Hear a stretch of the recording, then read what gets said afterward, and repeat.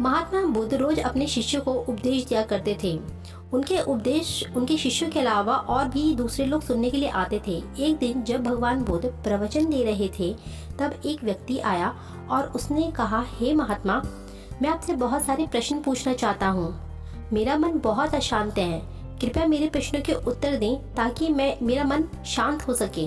तब भगवान बुद्ध ने कहा, ठीक है, मैं तुम्हारे हर प्रश्न का उत्तर दूंगा, लेकिन तुम्हें 1 साल तक मौन धारण करना होगा और 1 साल के बाद जो भी तुम मुझसे पूछोगे मैं उसका उत्तर तुम्हें अवश्य दूंगा। तब उस व्यक्ति ने कहा कि प्रभु, आप मेरे प्रश्न के उत्तर 1 साल के बाद अवश्य देंगे ना?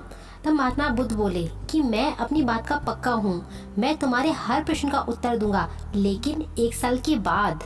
भगवान बुद्ध की बात मानकर उस व्यक्ति ने मौन धारण कर लिया।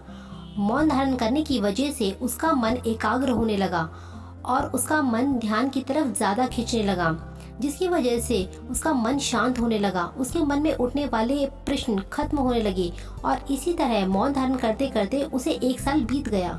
1 साल का समय होने के बाद वह व्यक्ति भगवान बुद्ध के पास गया।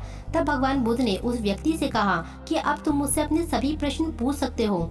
तब उस व्यक्ति ने बड़े नम्र भाव से कहा, प्रभु, 1 साल पहले मेरे मन में बहुत सारे प्रश्न थे, लेकिन अब यह सभी प्रश्न शांत हो चुके हैं। आपसे पूछने के लिए मेरे पास अब कोई प्रश्न नहीं है।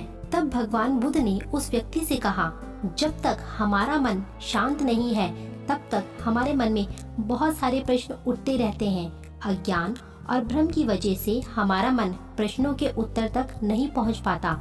कुछ समय मौन धारण करके हम हालातों को समझेंगे तो सारे प्रश्न के उत्तर अपने आप ही मिलने लग जाएंगे। हमारा मन जब शांत हो जाता है तो सभी प्रश्न भी खत्म हो जाते हैं।